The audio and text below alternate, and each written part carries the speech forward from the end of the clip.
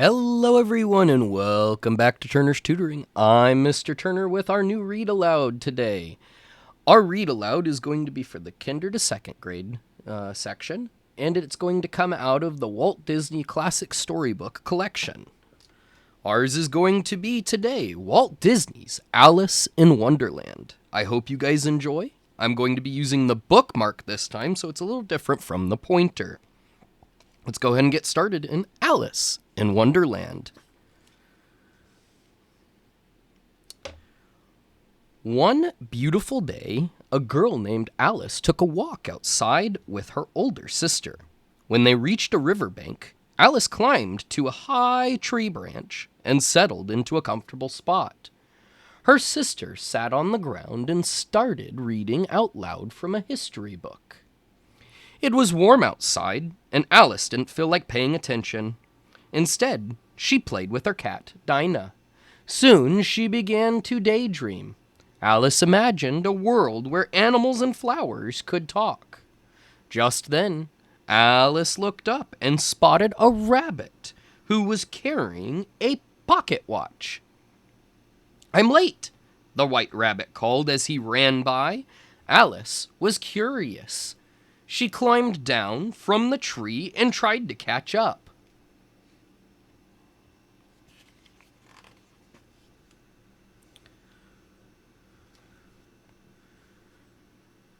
Alice followed the rabbit into a hole in the ground. Suddenly, she began to fall down a long tunnel. She landed in time to see the white rabbit race through a tiny door. Alice tried to go after him, but she was too big. She shut the door. "Try the bottle," someone suggested. Alice looked around, startled. It was the doorknob. Suddenly, a bottle appeared on a nearby table. The label on it read "Drink Me," so Alice tried a little. All at once, Alice began to shrink. Soon she was so small that she could stand on the table leg. She tried opening the door, but it was locked. And the key was on the tabletop far above her. Then the doorknob told Alice to try a cookie that was labeled "Eat Me." As Alice ate it, she grew larger. She became her normal height and then kept on getting bigger. By the time she stopped growing, Alice was enormous. Alice was frustrated. She cried, and her giant tears started a flood. For the second time, the doorknob suggested that Alice drink from the bottle. This time, she became so tiny that she fit inside the bottle. The bottle with Alice floated through the keyhole. On the other side, she met twins, Tweedledee and Tweedledum. Alice explained that she was following the white rabbit, but the twins didn't care.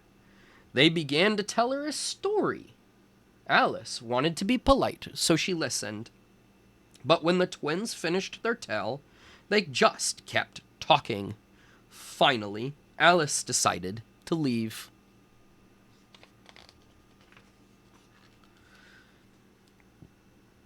At last, Alice spotted the white rabbit in his yard. He was worried because he couldn't find his white gloves. "I'm late," he told Alice again. Alice offered to help, and the two began to search the house. Inside, Alice took a bite of some food labeled "Eat Me." She immediately grew into a giant. Her long arms and legs crashed through the cottage's windows and doors. The white rabbit panicked and ran to get some help. Meanwhile, Alice searched for something that would make her shrink again. She plucked a carrot out of the white rabbit's garden and took a bite. All at once, she shrank to a tiny size. The white rabbit returned and, thinking Alice gone, continued on his way. Alice tried to follow, but she was too slow.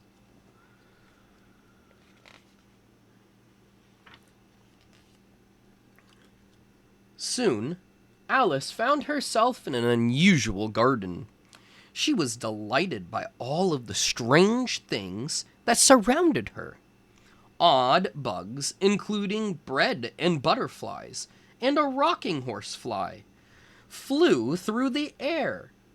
Most of the flowers were taller than she was, and they could speak.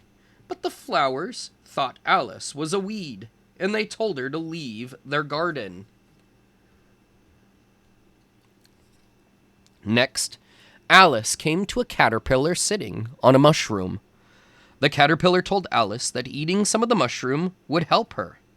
One side will make you grow taller, and the other side will make you grow shorter, he said.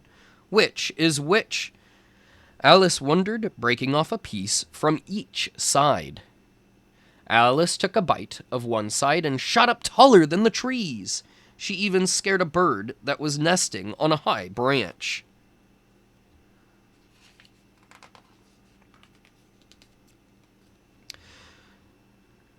Soon, Alice began to understand how she could use the mushroom to control her height. She took small bites of the other side of the mushroom. With each bite, she shrunk a bit more until she reached her regular size.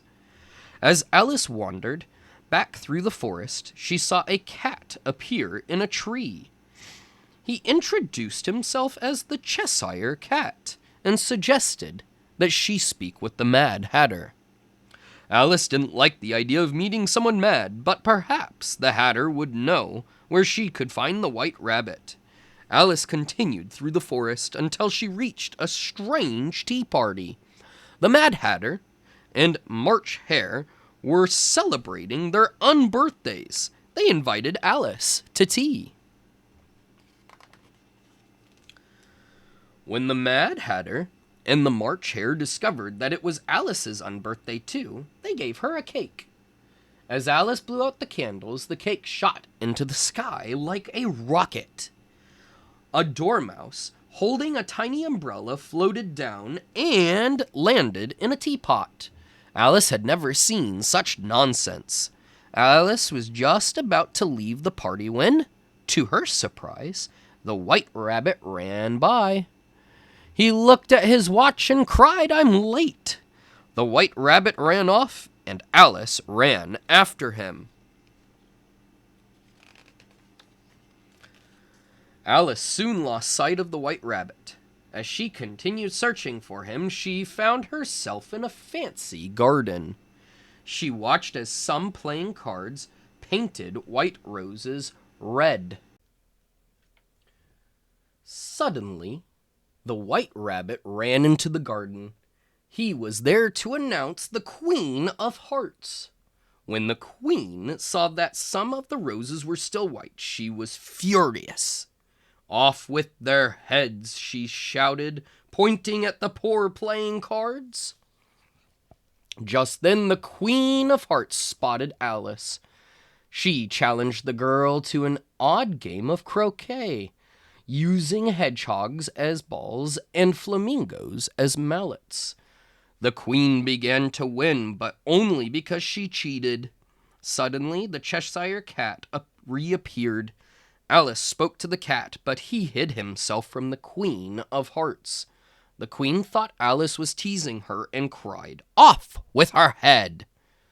Alice started to run, but the Queen and her guards chased after her. Alice ran until she reached the talking doorknob once more. "I simply must get out," she pleaded. "But you are outside," the doorknob said. "See for yourself." Alice peered through the keyhole, and she saw herself sitting in the tree with her cat Dinah. She realized that she was in a dream, and she wished that she would wake up.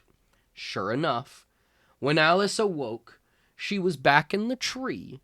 It was a lovely afternoon, and there wasn't a bit of nonsense. That was just fine with Alice. Thank you guys for joining me for this read aloud from Walt Disney's Alice in Wonderland. I'm Mr. Turner with Turner's Tutoring, hoping that you guys enjoyed this read aloud, and if you did, please like and subscribe and share with a friend. Have a wonderful rest of your day.